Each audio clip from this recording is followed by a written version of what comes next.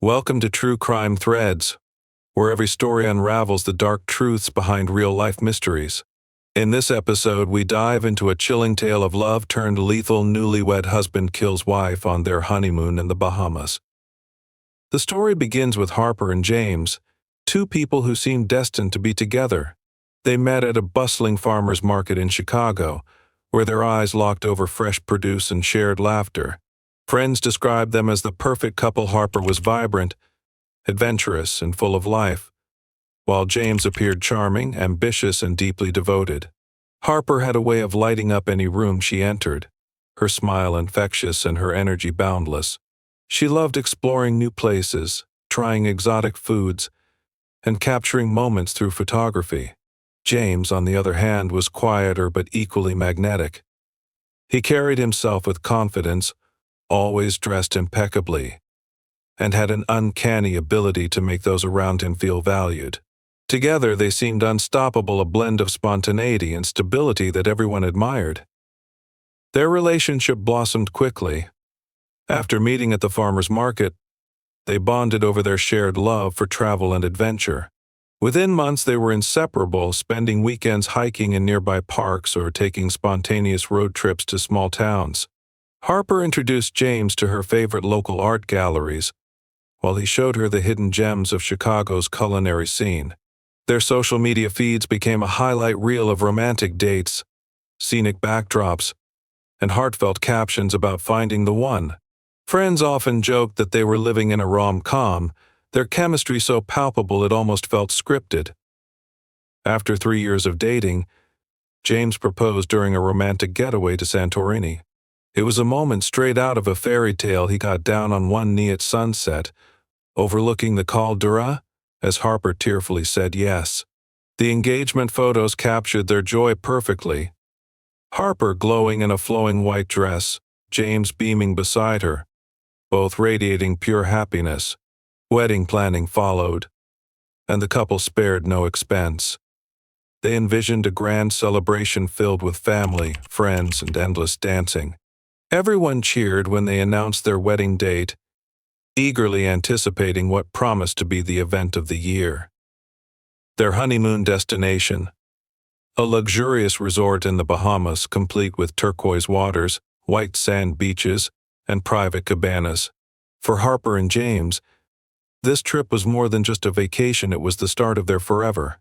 They wanted to begin their married life surrounded by beauty and tranquility, creating memories that would last a lifetime. From the moment they arrived, everything seemed perfect. The resort staff greeted them warmly, escorting them to their oceanfront suite adorned with fresh flowers and champagne. Every detail was meticulously planned, from couples massages to private dinners under the stars. Photos from the first few days showed smiles that lit up the screen, candlelit dinners, snorkeling adventures, and sunset walks along the shore. Harper posted regularly on social media, sharing snippets of their idyllic escape. In one picture, she stood knee-deep in crystal-clear water, her arms outstretched toward the horizon. In another, James held her close, his chin resting gently on her shoulder as they gazed into the camera. Each post came with captions like "Paradise found and forever starts now," painting a picture of blissful newlywed life. But behind those picture-perfect moments lay cracks no one could see. While Harper reveled in the magic of their honeymoon, James seemed preoccupied. He spent long stretches of time on his phone, typing furiously or staring blankly at the screen. At dinner, he occasionally drifted off into thought, snapping back only when Harper called his name. These moments were fleeting, though, and easy to dismiss as fatigue or stress from the whirlwind of their wedding. To the outside world, they were still the golden couple, basking in the glow of their newfound marital bliss. On the 4th day of their honeymoon, Harper vanished without a trace. It started with a simple morning routine. Staff at the resort reported seeing James alone by the pool, sipping coffee and scrolling through his phone. The sun had barely risen, casting a golden glow over the pristine grounds, but something about his demeanor struck them as unusual. He wasn't lounging or enjoying the view like most guests. Instead, he sat rigidly, his focus glued to the screen in front of him. When asked if Harper would be joining him for breakfast, James casually mentioned that she was still sleeping and needed rest after their busy schedule the previous day. His tone was calm, almost dismissive, which didn't raise immediate concern after all. Newlyweds often adjusted to different routines during their trips. As the morning wore on, however, Harper's absence became harder to ignore. By late morning, staff noticed her lounge chair remained empty, untouched since the day before. Concerned employees approached James again, this time more pointedly asking whether everything was all right. He assured them there was no need to worry, explaining that Harper might have gone shopping or decided to explore nearby shops without telling him. This explanation seemed plausible enough, given the couple's carefree attitude throughout their stay. Yet, whispers began circulating among the staff. It wasn't just that Harper hadn't been seen, it was also the fact that James didn't appear particularly alarmed. Most husbands, they reasoned, would be pacing anxiously or actively searching for their missing wives. Instead, James continued lounging by the pool, occasionally checking his phone and chatting briefly with other guests. By early afternoon, the unease grew palpable. A housekeeper entered their suite to tidy up and found Harper's belongings exactly where they'd been left the night before. Her passport lay neatly on the dresser, her wallet rested inside her purse, and even her jewelry box remained untouched. Nothing suggested she had planned to leave the resort voluntarily. Panic began to set in among the staff, prompting them to alert the resort manager. Within hours, security teams were mobilized to search every corner of the property. They scoured the beaches, checked hidden alcoves around the gardens, and questioned other guests who may have crossed paths with Harper. Despite their efforts, there was no sign of her. Local authorities soon joined the investigation, treating the case as a missing person incident. Detectives arrived at the resort, interviewing James extensively about their activities leading up to Harper's disappearance. He recounted their itinerary in detail, describing how they had spent the previous evening dining under the stars before returning to their room. According to him, Harper had seemed tired but happy, retiring early while he stayed up reading. There had been no arguments, no signs of tension, just another peaceful night in paradise. James appeared cooperative, answering questions patiently and expressing mild concern over his wife's whereabouts. Still, his demeanor puzzled investigators. Missing persons cases typically involved frantic loved ones desperate for answers, yet James exhibited an unsettling composure that felt out of place. The lack of evidence only deepened the mystery. Surveillance cameras captured James moving freely around the resort, but Harper was conspicuously absent from the footage. Employees confirmed seeing her the day before, laughing and enjoying herself during a snorkeling excursion. However, none could recall spotting her after dinner. Even the couple's social media activity painted an incomplete picture.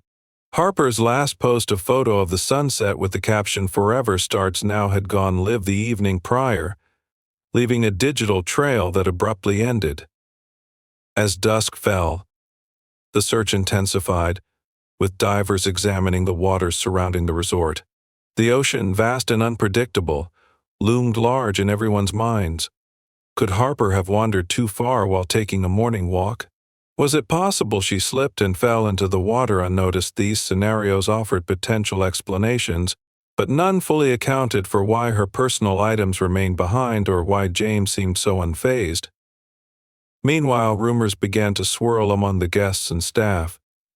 Some speculated that Harper might have simply needed space, perhaps overwhelmed by the whirlwind of their honeymoon. Others whispered darker theories, hinting at marital strife or even foul play. For now, though, there was no concrete proof to support any of these claims. All anyone knew for certain was that Harper had vanished without a trace, and James, despite his outward calm, stood squarely at the center of the unfolding mystery. Investigators dug deeper into the couple's lives, uncovering secrets hidden beneath their polished facade. At first glance, Harper and James appeared to have it all: a loving marriage, successful careers, and a lifestyle many envied. But as detectives peeled back the layers, cracks began to emerge that painted a far more complicated picture. Financial records revealed mounting debt on James' side, gambling losses, unpaid loans, and maxed-out credit cards. It became clear that his outward charm masked a life teetering on the edge of financial ruin. Friends who had known him longer whispered about his gambling habits, describing late-night poker games and risky bets that often left him in dire straits. Yet to Harper he always presented himself as stable and responsible, someone she could rely on completely. Beyond finances, whispers of James' temper began surfacing. While those closest to the couple never witnessed explosive arguments, acquaintances recalled moments when his demeanor shifted unexpectedly. One friend mentioned overhearing a heated exchange weeks before the wedding, though Harper later brushed it off as stress-related. She said it was nothing, the friend recounted, just wedding jitters. But now, with Harper missing and James under scrutiny, those fleeting glimpses of tension took on new significance. Detectives also noted how James had isolated Harper from certain aspects of her life after they got serious. Her once active social circle dwindled, and she spent less time pursuing hobbies or seeing friends independently. To outsiders, it seemed like natural adjustments for a devoted couple, but investigators began to wonder if there was more to the story. Then came the shocking discovery. James had taken out a massive life insurance policy on Harper just months before their marriage. The payout, $500,000. This revelation sent shockwaves through the investigation, shifting the focus squarely onto him. Prosecutors viewed the timing as suspicious, questioning why James would secure such a substantial policy so close to their wedding day. When questioned, he claimed it was standard practice, insisting he wanted to ensure Harper's future security in case anything happened to him.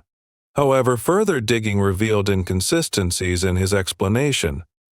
For one, Harper herself had no knowledge of the policy, according to statements from her family.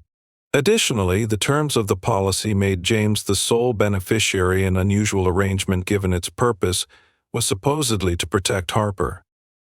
Detectives began scrutinizing his alibi, retracing his movements during the hours Harper disappeared.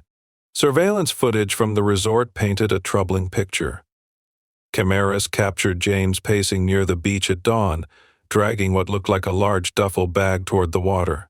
His actions were deliberate, almost calculated, as if he knew exactly where he was going and what he intended to do. Though the video quality wasn't sharp enough to identify the contents of the bag, its size and weight suggested it held something or someone significant. Investigators revisited the area shown in the footage, combing the shoreline for clues. They found faint drag marks leading from the resort's private dock into the ocean, along with traces of sand disturbed by heavy movement. These discoveries pointed to the possibility that Harper's disappearance might not have been accidental at all. The ocean quickly became the prime suspect. Its vastness offered both opportunity and concealment, making it an ideal accomplice for someone looking to cover their tracks. Divers were called in to search the surrounding waters, focusing on areas consistent with tidal patterns and currents. While initial sweeps turned up nothing conclusive, the presence of underwater caves and coral reefs meant recovery efforts would take time. Meanwhile, forensic teams analyzed every piece of evidence collected thus far, hoping to connect the dots between James' behavior and Harper's vanishing act. In addition to the financial and circumstantial evidence, another twist emerged. James wasn't even his real name. A background check uncovered discrepancies in his identity, revealing that he had assumed a fake persona years earlier after fleeing legal troubles in another state. Under his original name, he had faced charges related to fraud and embezzlement, though the cases were dropped due to lack of evidence. This revelation shattered any remaining trust the public had in him. Investigators now saw James not as a grieving husband, but as a master manipulator capable of crafting elaborate lies to serve his own interests. As pieces of the puzzle fell into place, the narrative shifted dramatically. What initially seemed like a tragic accident transformed into a chilling tale of deception and betrayal. The idyllic honeymoon setting, once a symbol of love and promise, now felt tainted by darker undertones. Every detail, the untouched belongings, the mysterious duffel bag, the life insurance policy, pointed to a sinister truth lurking beneath the surface.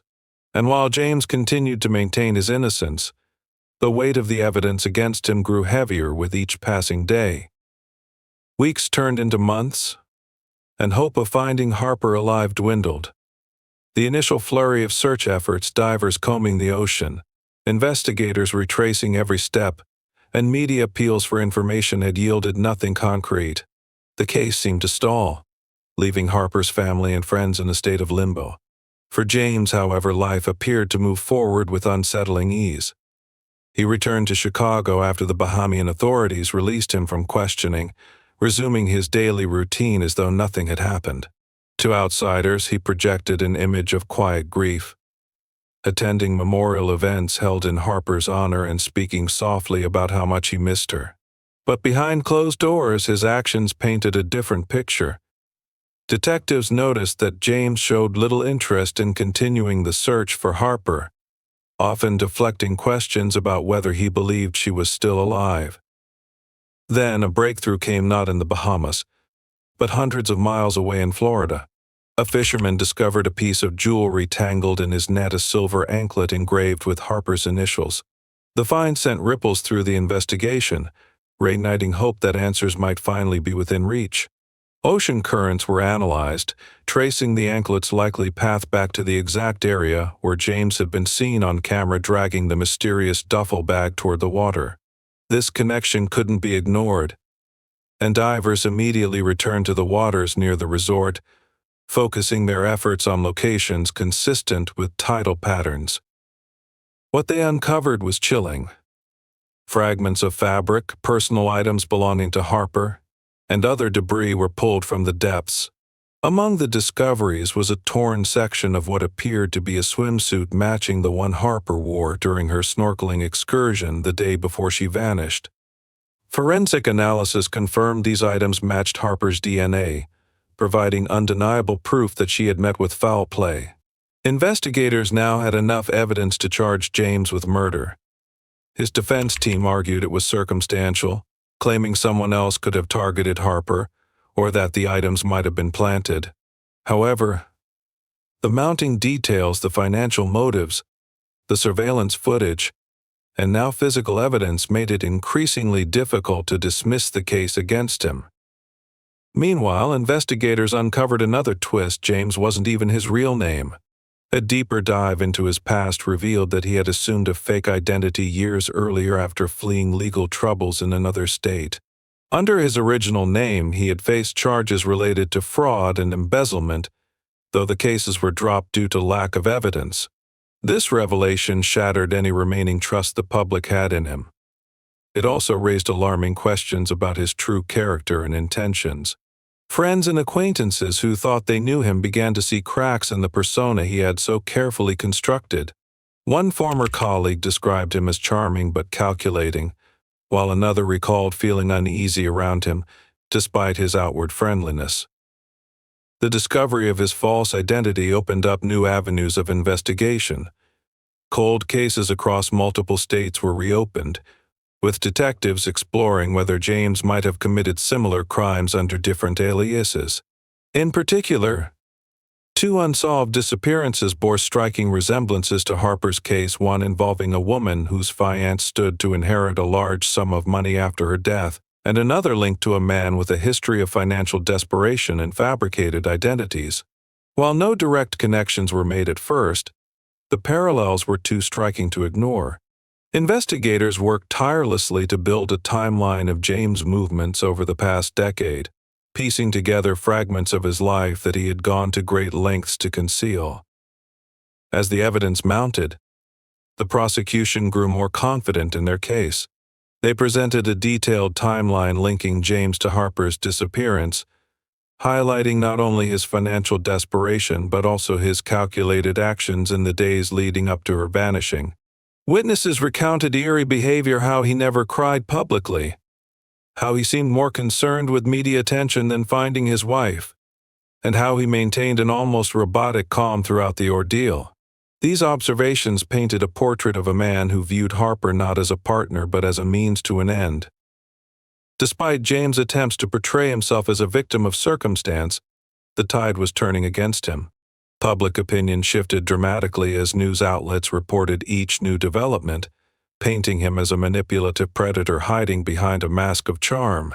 Harper's family, devastated by the loss, found solace in the fact that justice might finally be served.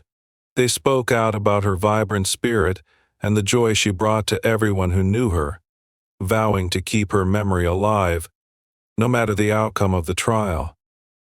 With the weight of the evidence growing heavier, James' fate seemed inevitable. Yet, even as the case moved closer to resolution, unanswered questions lingered. How many lives had he destroyed before Harper? And would uncovering the full extent of his deception bring closure or only deepen the tragedy? The trial captivated audiences worldwide, painting a chilling portrait of manipulation and betrayal. Prosecutors meticulously laid out their case, presenting a timeline that linked James to Harper's disappearance with precision. They highlighted his financial desperation, showcasing bank statements, loan documents, and gambling debts that painted a picture of a man drowning in obligations he could no longer meet.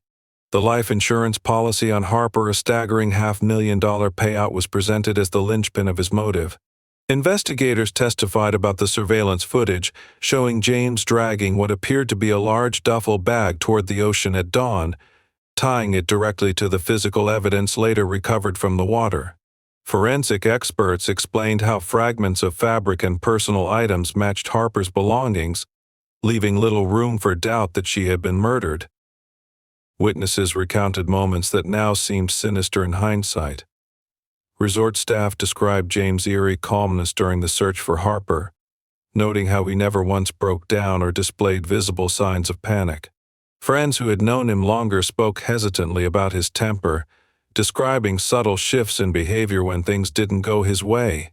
Even those who initially defended him struggled to reconcile the charming facade with the cold reality emerging in court. Prosecutors emphasized that James' actions weren't those of a grieving husband, but of someone trying to control the narrative, deflecting attention while maintaining an outward appearance of cooperation. James' defense team fought back fiercely, arguing that the evidence was circumstantial and pointing to gaps in the prosecution's timeline. They claimed there was no direct proof linking James to Harper's death, suggesting alternative theories such as robbery or abduction by a third party. However, their arguments lacked substance in the face of overwhelming evidence. The discovery of James' fake identity further undermined his credibility, casting doubt on every word he had ever spoken.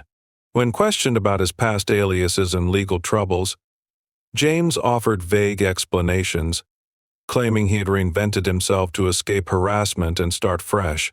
But jurors were unconvinced, seeing instead a pattern of deception spanning years. In the end, the jury delivered a unanimous verdict, guilty of first-degree murder. The courtroom erupted in gasps as the judge sentenced James to life in prison without the possibility of parole. For Harper's family, it was a bittersweet moment. Justice had been served, but nothing could bring her back. Her mother sobbed quietly in the front row, clutching a photo of Harper smiling brightly, while her father stared stoically ahead, his jaw clenched tight. Outside the courthouse, reporters swarmed, capturing reactions from both sides. Supporters of Harper held up signs bearing her name, vowing to honor her memory by raising awareness about domestic violence and financial exploitation within relationships. But the story didn't end there. In a final twist, investigators revealed they believed James may have committed similar crimes under different aliases. Cold cases across multiple states were reopened, with detectives exploring connections between James and other unsolved disappearances. One case involved a woman whose fiancé stood to inherit a substantial sum after her sudden vanishing. Another centered around a man with a history of fraudulent activities and fabricated identities. While definitive links remained elusive, the parallels were too striking to ignore. Law enforcement agencies collaborated, sharing information and piecing together fragments of James' shadowy past. Each new revelation deepened the tragedy, raising questions about how many lives he had destroyed before Harper's. For Harper's loved ones, healing became a slow and painful process. They established a foundation in her name, focusing on supporting victims of intimate partner violence and advocating for stronger safeguards against financial abuse. Her friends organized annual events to celebrate her life, sharing stories of her adventurous spirit. Though her absence left an irreplaceable void, they found comfort in keeping her memory alive through acts of kindness and advocacy. As for James, he disappeared into the penal system, a grim reminder of how easily charm can mask darkness. Behind bars, he maintained his innocence, penning letters to anyone who would listen. Yet his words carried little weight, dismissed as the desperate attempts of a man exposed for who he truly was. Guards noted his isolation among inmates, many of whom viewed crimes against women as unforgivable. His days stretched endlessly, marked by monotony and regret, though whether it stemmed from guilt or self-preservation remained unclear. Today, Harper's legacy endures not just in the hearts of those who loved her but also in the broader fight for justice and accountability. Her story serves as a cautionary tale, reminding others to look beyond appearances and recognize the warning signs of manipulation and control. And while James will spend the rest of his life paying for his crimes, the ripple effects of his actions continue to shape conversations about trust, love, and the dangers lurking beneath seemingly perfect facades.